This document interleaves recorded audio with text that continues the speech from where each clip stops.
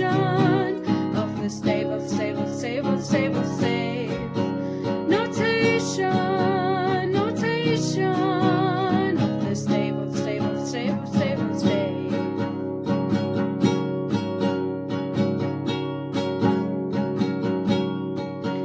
These are bees, and they still use ledger lines. We still have notes of the stave. In music, we go from A all the way to G.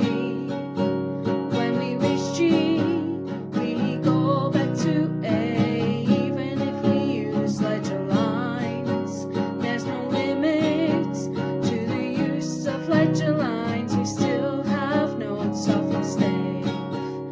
And with the notes that are off the stave, we're D and C and G and A. And with the notes that are off the stave, we're D and C and G and A.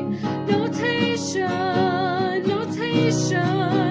of the stave, of stave, of stave, of stave, of stave. Notation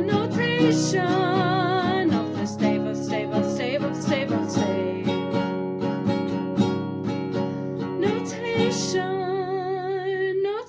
Notation. We use the tool called ledger lines. Notation. Ledger lines help you read the notes beyond the stave.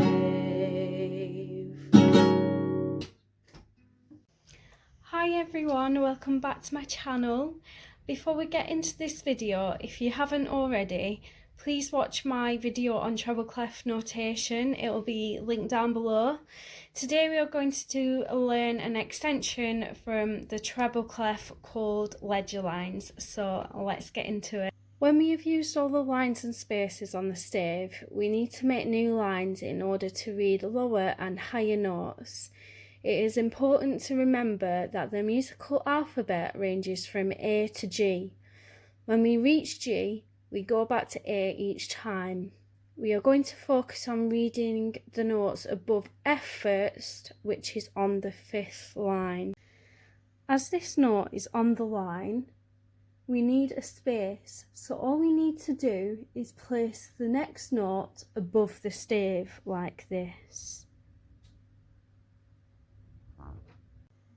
In the musical alphabet, the note that comes after F is A, B, C, D, E, F, G. After G, we go back to A, and for this note, we need to make the line ourselves. This is called a ledger line and looks like this.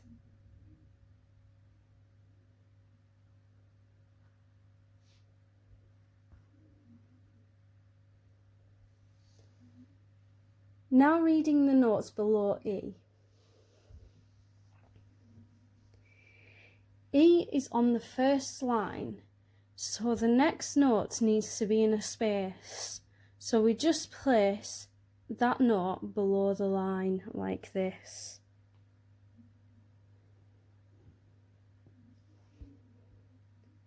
As we are reading lower notes, we need to go backwards in the alphabet. The last note in the musical alphabet is G, so for learning purposes, we'll go backwards in the alphabet from there, like so, to see what note is below E. G, F, E, D. Next, we have a C, which needs a ledger line.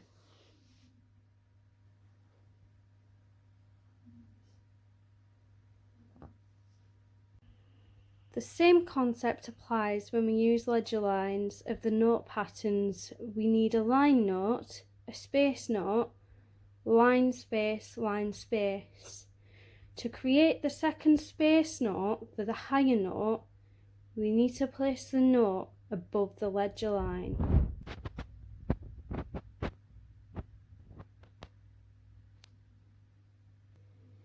To create the second space note for the lower notes, we need to put the note below the ledger line.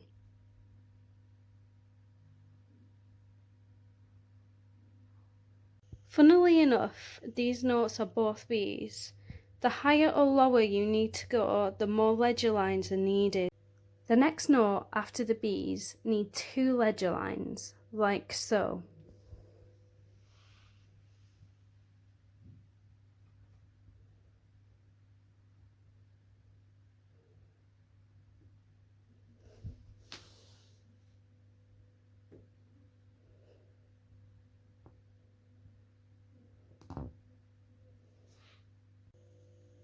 In the comments below, can you tell me what the unnamed notes are? First the lowest note, and then the highest note.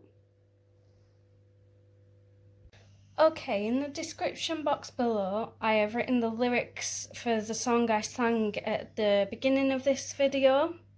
Memorising the lyrics and the song will help you remember what ledger lines are used for. If you fancy, tag me in videos of you singing along with me. This may give you motivation to learn the lyrics. My socials are linked down below.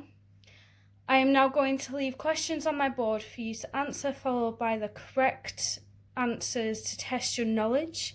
I upload every Monday and Friday, so I will see you on Friday. Stay safe and keep that music playing.